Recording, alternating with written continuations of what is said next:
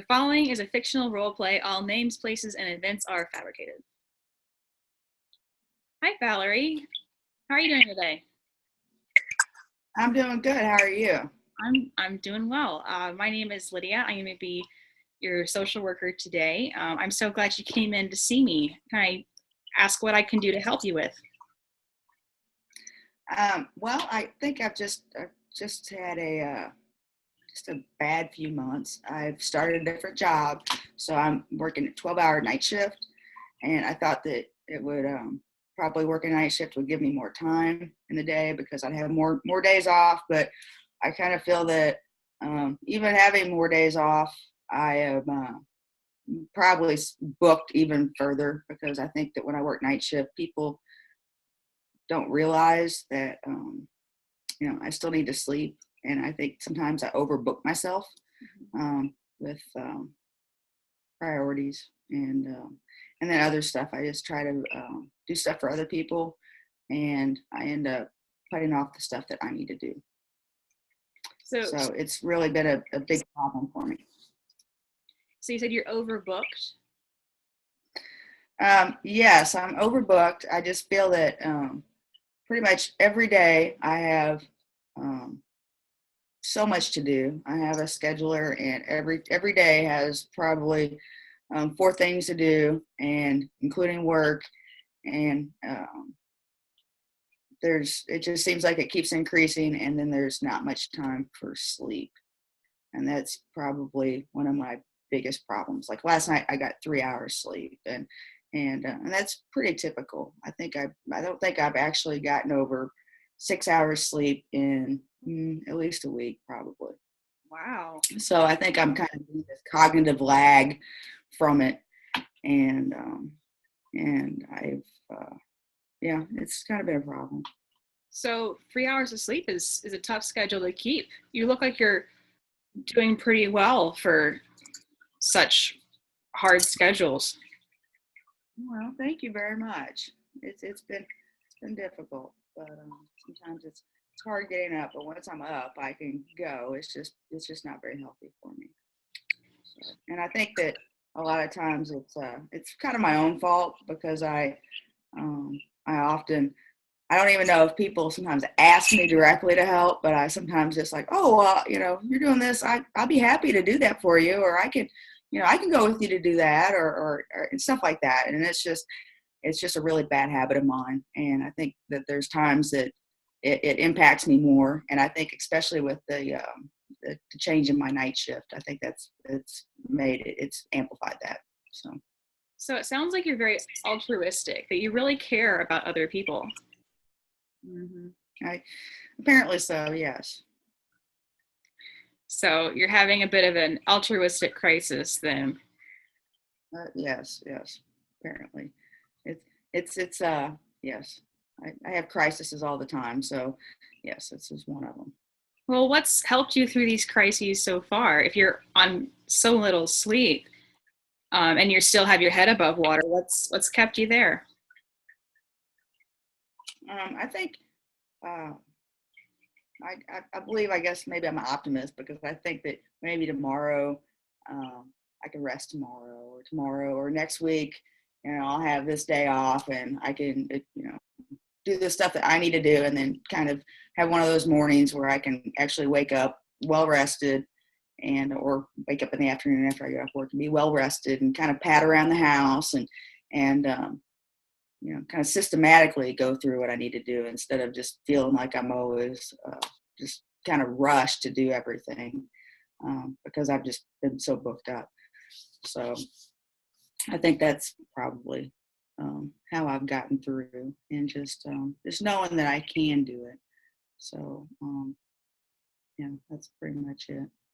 So it sounds like not only are you optimistic about the future, but you're very confident in yourself and your ability to keep going.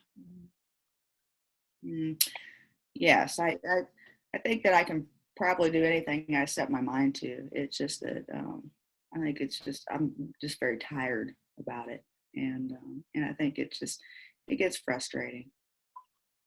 All right. So Superwoman needs her rest. Well, I think we all do. Yes. So We all do. We're all human. that is true. Yeah. So tell me about your schedule. Well, I work 12-hour night shifts, so I actually go in at 6:45 in the evening, and I get off at 7:15 in the morning. So a lot of times when I get home from work, I just don't go straight to bed because it's very difficult to go straight to bed after you get off work. And I try to, I typically say, well, I'm going to work on some assignment, and I always underestimate, how long it's going to take. And so I typically, I shoot for 8:30, like an hour to work on something, and then typically, before I know it, it's 10 a.m.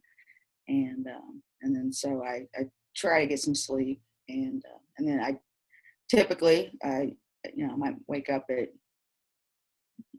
maybe 1 or 2 sometimes, and then that's not that's on kind of on a good day, and then I have to wake up, and then I kind of continue the process of trying to get things done before I go to work. And then on days off, I end up trying to sleep a little bit in the morning, and then I've typically, penciled in something to do for somebody else or whatnot. And so that's kind of a huge problem for me. It's just that when I do have the time, when I do have the time, I typically end up filling it up without thinking about really making time for myself and sleeping. Okay. All right. So I'm going to pose a strange question. Mm-hmm. Right? Let's say that after our meeting here, you go home and you work on an assignment or whatever it is that you're going to do, and you get ready for bed. And you wake up, let's say it's a good day, you wake up around 2, right? Now, while you're asleep, between bedtime and 2, a miracle happens. And this miracle is that your fatigue, your tiredness, and any problems associated with your schedule right now are gone. However, at 2 o'clock, when that alarm goes and you get out of bed, no one's there to tell you that this miracle happened. You just get some clues in your day that, hey, something's different. What would those clues be? Well, I think I would feel well rested. That would be the first thing. I wouldn't, probably anything that I had to do would be stuff that I needed to do, not stuff that I needed to do for other people or that I put on myself to do for other people. Because I do think that probably fills up probably more of my time than what it needs to at this point. I mean, and there's a difference between actually helping somebody do something that is required and then just offering my assistance just out of the blue, which is kind of what I end up doing. So I think that, probably overall, it would look like that I'd set aside the time for myself and was adamant that I kept that. And I think that probably in order to do that, then I just need to set boundaries, for myself and realize it's not, it's not being neglectful of others to take care of myself. And so that's something that I think I probably just really need to work on, is just really just setting the boundaries and really just blocking out time for myself, regardless of, regardless of, um,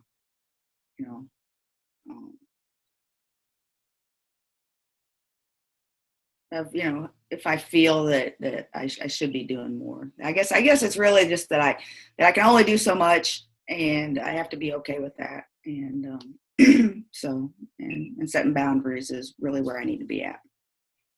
Okay. So in the miracle afternoon, you'd feel well rested and you would have already had boundaries set, it sounds like. Mm-hmm. Mm-hmm.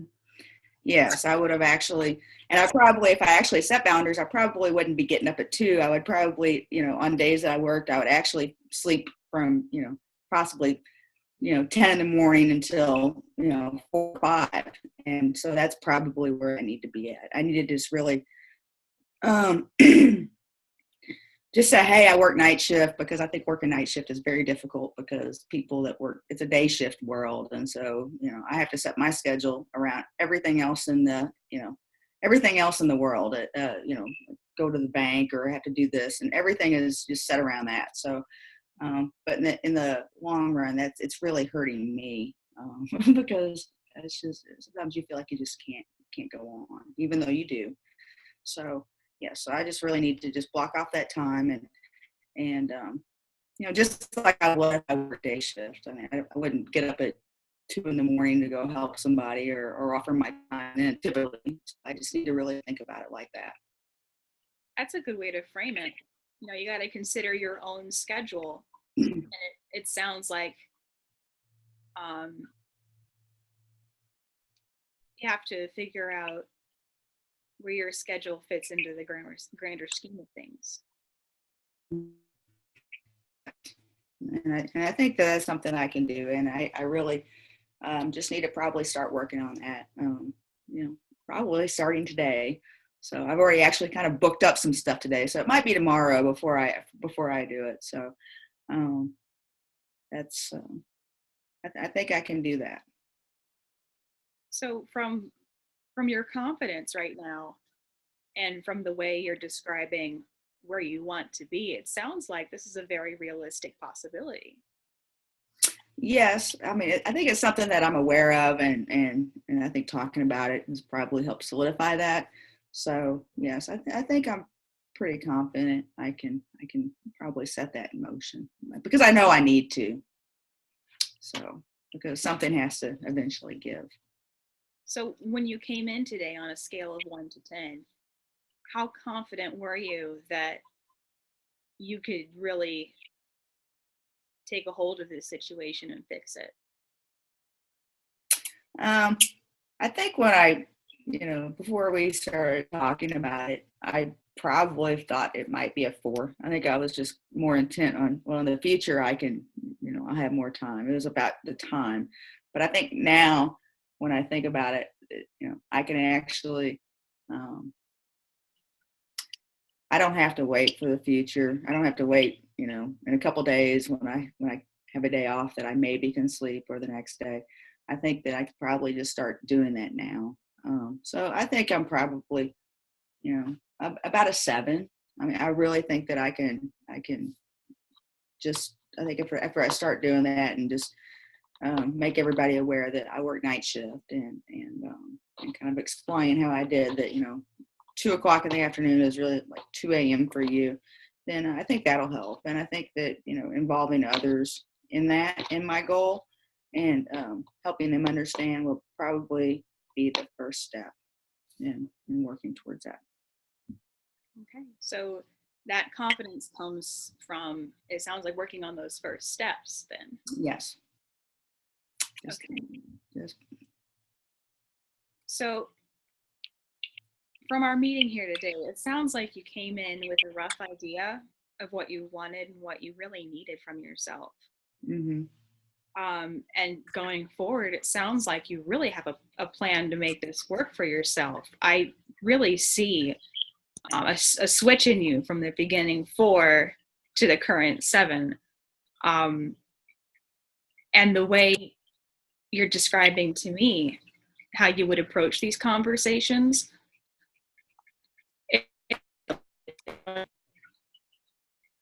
like something you could work on today or tomorrow in the very near future. So I'd love to see you next week and see how that's going. Okay. Well, I will work on that. I'm just gonna start tomorrow. Yeah. Remember, you're worth it, and sleep is worth it. Okay. All right. Thank you so much. All right. Thanks for coming in. Thank you. The proceeding was a fictional role play. All names, places, and events were fabricated.